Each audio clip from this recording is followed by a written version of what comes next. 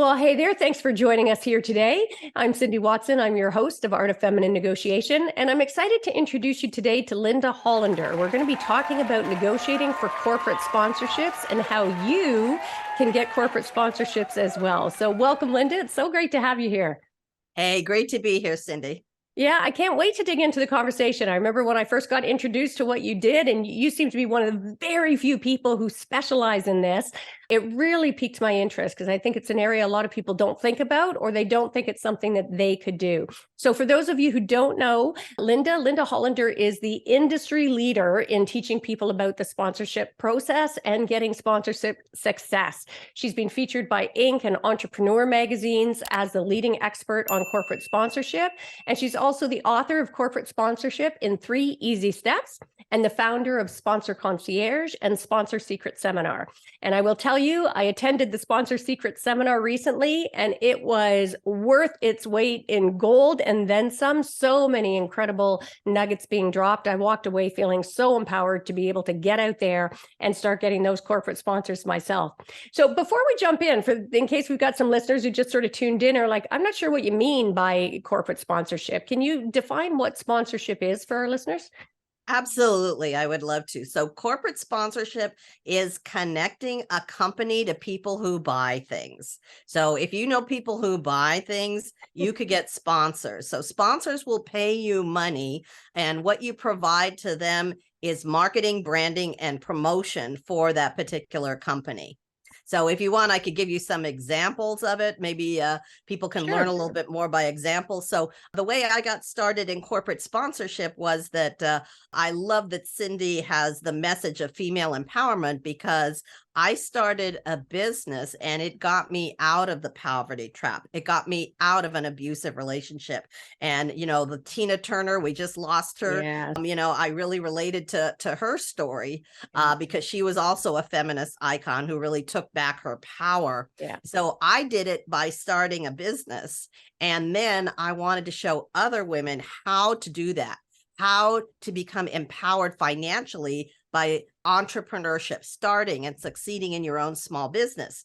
So I looked at the cost of doing the live event and I said, how am I going to pay for this? And that's when I found out about sponsors. So sponsors will fund your event, obviously, because we see a lot of sponsors for events, and it could be live or virtual. They'll fund your business. If you want to be an influencer like Cindy, they will fund that. They will fund your nonprofit charity. And then just projects, because I work with documentary filmmakers. And then what I say may help your child, because if you have kids in school, a lot of times you're asked to, help raise money for the sports team, the after school programs, the bake sales, whatever. So what I say may apply to your child also.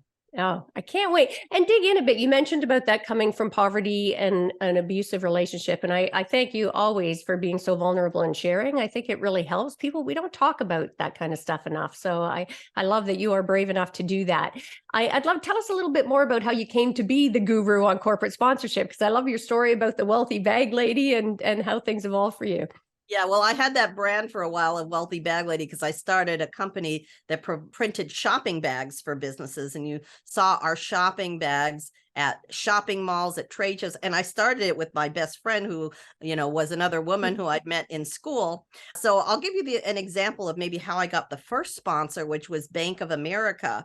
So I said, oh my God, I saw a billboard for Bank of America. I said, oh my God, what if they could be my sponsor? But here's the problem. I just had an idea in my silly little brain. And that's what I want to tell your listeners today is that, hey, you can sell sponsors on the concept.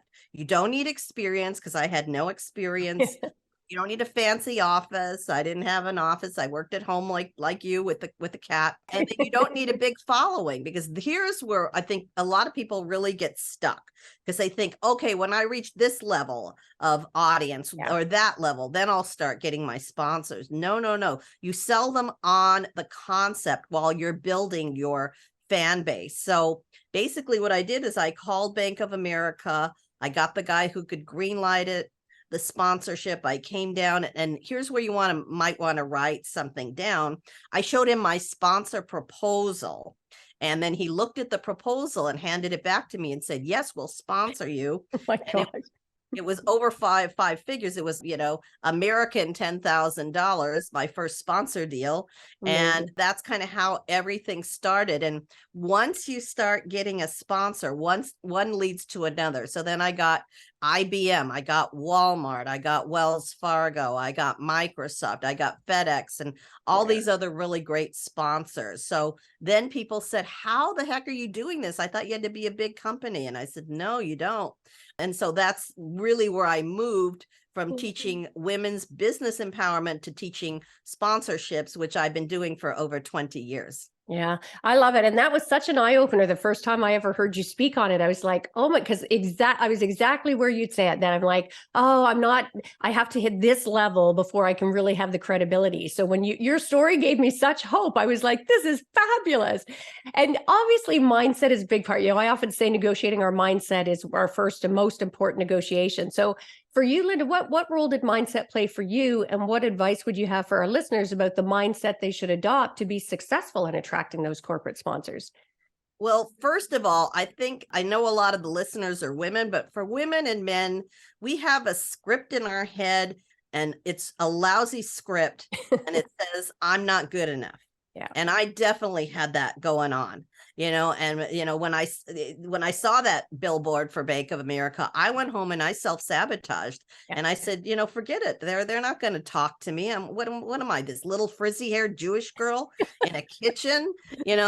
I've got 10 products on my hair today. So, you look fabulous. But and I'm like, they're going to reject me. I don't want that.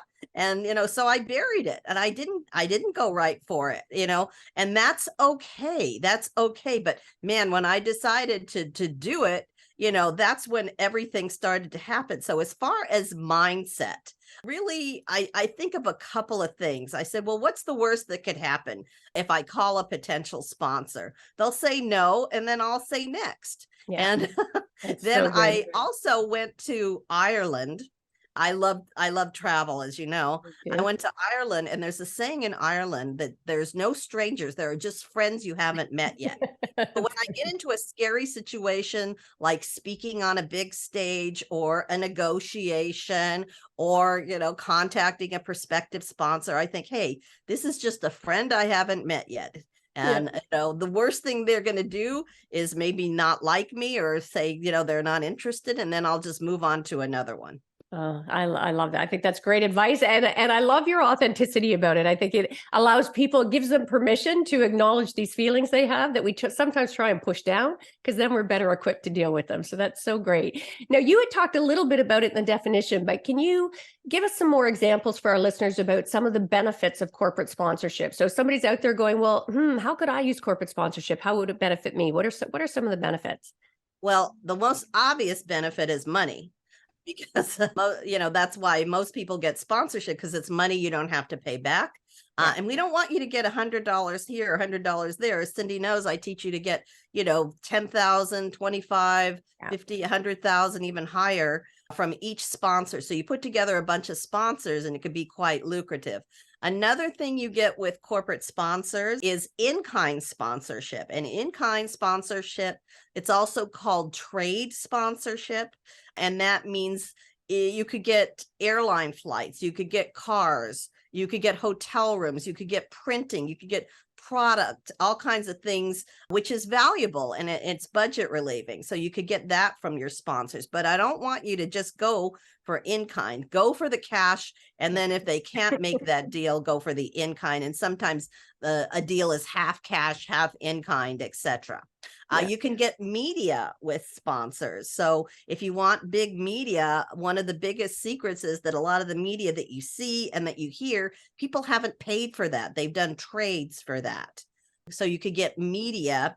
And then the last thing is credibility. Because when you put on your website, when you put on your marketing materials that you're sponsored by a leading edge brand, I mean, you're going to get more credibility. You're going to get more clients. You're going to get more people listening to your show. If you're an influencer, you're going to get more people donating to your nonprofit, etc., or coming to your event. So that's the last thing that you get with sponsors. I love it. And I love it's almost like an infinity loop that keeps going up, because as you get that media exposure, you get more credibility and more visibility, which then puts you in a better position to get even more of it and get those better corporate sponsors. So I love the way that circle keeps working, that never ending loop. And at the other end of the spectrum, what are sponsors want? So I'm sure our listeners are going, why would a company want to sponsor me? So what are some of the things they're looking for? Okay, so let's talk about how you could promote sponsors to their core consumers. Now, I know there's all different kinds of businesses out there, so I'll just give you a couple of things that sponsors are looking for. Sponsors are looking for year-round benefits. That's where you're really going to get the juice and get more money. Sponsorship is not about just slapping logos on things, putting a logo on a website, putting signage out if you're doing an event. That's what most people think it's about. Yeah. Really where you're going to get a lot of engagement and returning sponsors is with connection benefits. You want to connect people to the sponsor. You could do this with social media, which is a two-way communication. You could do this with contests. You can do this with press releases, with speaking opportunities. And even if you're not doing an event, do a Zoom interview or do something that spotlights your sponsor. Yeah. So really the connection benefits are really where it's at. And then when you get more advanced in your sponsorship, you could give them media, because you could get a media sponsor. I got a radio station where I didn't pay anything, but I got their $25,000 program. Wow. And not a dime came out of my pocket. Major, I don't know if you know Ryan Seacrest, but he's really big in huge America, and it was his station. So it was a monster station, and we got that.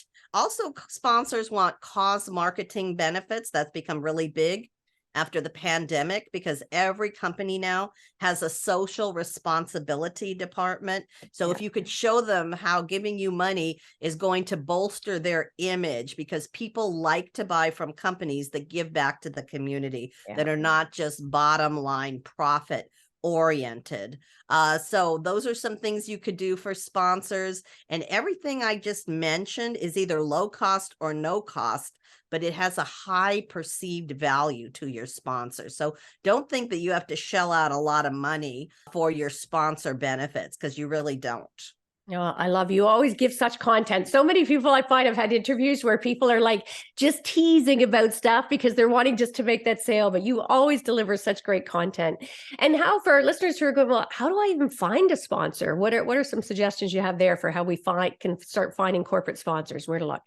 Well, the best way to find your sponsors is to get a list. Unfortunately, this is where you may have to spend some money, because just doing LinkedIn may work, may be an exercise in frustration, because you go to LinkedIn and let's say you've identified a company like we'll take Bank of America. Like Bank of America has thousands of employees. There's one person that handles sponsorship. So you want to get a list. That's the best way. Now, if you're going to do it yourself, when you go to LinkedIn, look for the marketing department or the sponsorship department. And I would go to the highest level of each, like, rather than director of marketing, maybe the VP of marketing. Go to the highest level. Another way to find your sponsors is to look at what similar properties are doing. Now, this is the only vocabulary piece that I'm going to give you. A property is the entity for sponsorship. The property could be a person. The property could be an event, or it could be, if you want to be an author, a speaker, whatever, it could be you, or it could be your company, or it could be your nonprofit, because I work with a lot of nonprofit charities. So if you see a similar, let's just say you're a nonprofit. Let's see if you see a similar nonprofit, look at their sponsors, and that's going to give you a clue as to who to contact. And people say to me, well, Linda, isn't their budget gone? No, because if let's say you're doing a negotiation event, right? With Cindy, they do an event on negotiation for women. So if there's a similar negotiation event, you'll look at that and you'll see their sponsors. And then you don't have to educate them on the value of being in that space. They're already there. So that's another way to find your sponsors. That's awesome. I love that. And when you say a list, just for people who don't know what you mean by that, when you buy a list, what is that about? It's a directory and it gives you the person's name. See, because it's not a faceless corporation that's going to fund you. It's a human that's going to make that decision. So it gives you the person's name. It gives you their title, email, phone number, a description, etc. So that's what's on the list. Perfect. And just again, to put a pin in it for our listeners out there, when you say product, so for me, for example, my product could be, myself, but it could be my book, Art of Feminine Negotiation. It could be this podcast, Art of Feminine Negotiation. It could be live events that I run. It could be the combination of that. Do I have that right? Yes, it's the property, and I would put it under an umbrella property, because what you do is the podcast, what you would do is the book and the promotion of the book and media and all those other things that you provide. So that would be your property. That's awesome. Great explanation. Now, I know you have sort of a top 5 ways to attract corporate. We've talked about where to find them and what it is and what the benefits are. So what are some of the top 5 ways that people can attract these corporate sponsors? First of all, you need a really amazing website.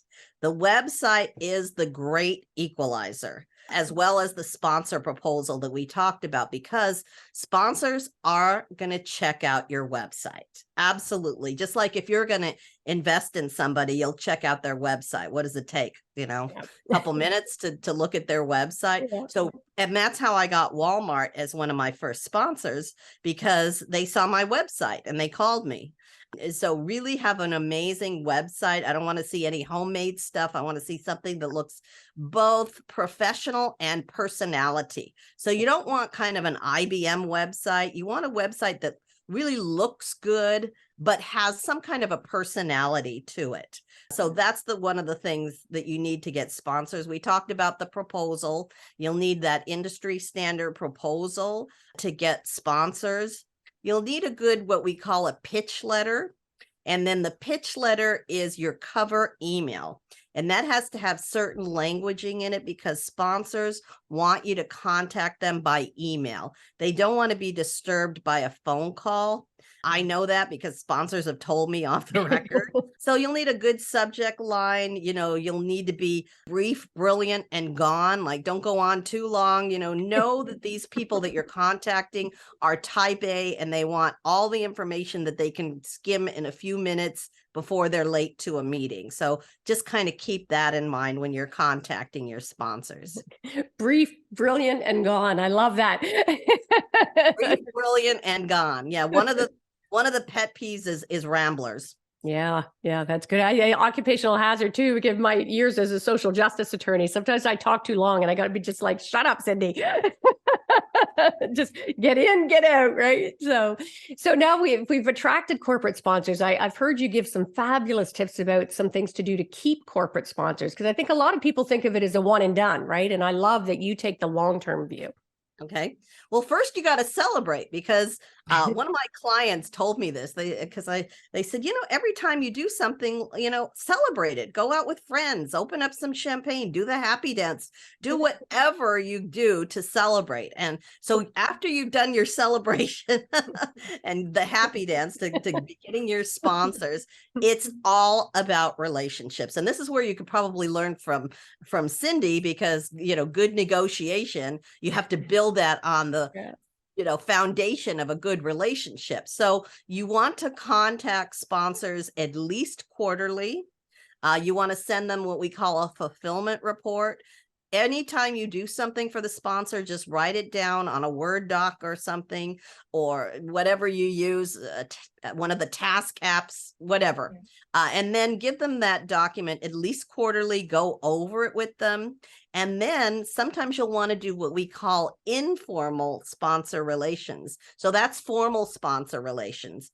Informal sponsor relations are when I had American Airlines and I did a radio interview, and then when I got back from the studio, I just penned an email to my representative in American Airlines, and I said, hey, I just promoted you on this station, and they've got over 75,000 listeners. And she emails me right back and says, oh, thank you so much. And she renewed with me. Yeah. So it's really all about just keeping that relationship going. They love the new information pitch. They love all that stuff. And one more thing, if you are doing an event, contact the sponsors right after the event. Don't wait, because that's when the momentum is highest. Yeah. Yeah, I think that's such great advice, because people tend to, as I say, that one and done, right? We're thinking of, I've got this event, I get the sponsor for this event, and we're thinking of these as separate things rather than having a long-term relationship, which really cuts your work down as well. Renewals are going to be a lot easier if you keep that relationship than having to go out and keep drumming up new sponsors every time. So I think that's such great advice. Now, what do you find are some of the myths about corporate sponsorship? I find as a society now, some of our conditioning has us all messed up about the concepts. Okay, I'll give you a couple. One is that you need to be in sports. You don't need to be in sports. True. Sports is a big segment of sponsorship, and it's a very visible segment. Yeah. Another is that you need to be a nonprofit. You don't need to be a nonprofit. Look at NASCAR. You know, they are a for-profit business, and their whole model is corporate sponsorship. You don't need to do events, because the social media platforms, they do sponsorships. That's their business model, and they don't do events. They live online. And then my favorite one is that we've gone over it already. My business is too small. So hopefully I've blown that one out of the water today. That's actually the biggest myth that holds people back, is they think their business is too small, and who would want to sponsor little old me. Yeah, that's so good. Now, showing up with confidence is key in any negotiations, and this is no exception. So for people who tend to get a little bit nervous or anxious, do you have any advice or tips that you've come across or that you use to help, show up with that confidence when you're dealing with the sponsors? I guess just imagine that you're talking to your best friend, first of all, and, just be of service. Come to it with, not like I'm trying to sell them, but I'm being of service to them. And as women, we're nurturing. Here's how I'm going to nurture this person. Here's how I'm going to be in service to this person. I'm giving this sponsor an opportunity. And, just know that you're giving them a great opportunity, and you've got benefits for them. So that's kind of how I get rid of the butterflies. And I still have butterflies when I talk to a sponsor. I still have butterflies when I step onto a stage and do a speaking engagement. I mean, they're always there.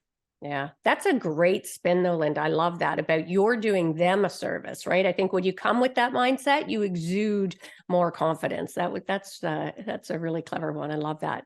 Now, what's one of the most surprising things that you discovered while researching for your book, or just one of the most surprising things you find about this sort of industry, if you will? One of the things that I thought was that a tax write-off was going to be a big motivator for sponsors, and it's really not. Even when I'm representing a client who's got a nonprofit charity, I've hardly ever been asked about the tax write-off. Okay. So that was very surprising to me, that it's really not a big thing. I thought it was. No, not so much. Another thing is a very low-level benefit is hospitality. Hospitality is like, a lot of people, this is for my event people. They say, oh, I'll give the sponsor some free tickets to my event. And that, that's like so valuable. Well, I'm sorry, it is valuable to you, but I've been in the offices of sponsors, and they pull out a drawer and they say, look, these are all my unused tickets to events that I've, been invited to by clients. And then one of my pet peeves is somebody who's maybe even asking for $100,000 in sponsorships. And on the benefits side, they're saying, well, we'll give you 2 tickets to the event. I find that very petty. So write it in your benefits, but just know that it's a very, very low level benefit, because I've had sponsors and, I figured, wow, they're paying me a lot of money. They're going to want to send representatives. A lot of times they don't. They can't even afford to send representatives. So I found out that's not a big thing for a lot of companies. Oh, that's great to know, because I would have assumed that the tax write-off was a huge one. And I think a lot of people out there would go, oh, well, I'll give the tickets right here on. So great to know that out of the gate. Now, I know one of the things you really help your clients with as well is you get hands-on with them about crafting that really important proposal. So can you tell a little bit about what's involved in the proposal, so people know also why it would be a great idea to work with you?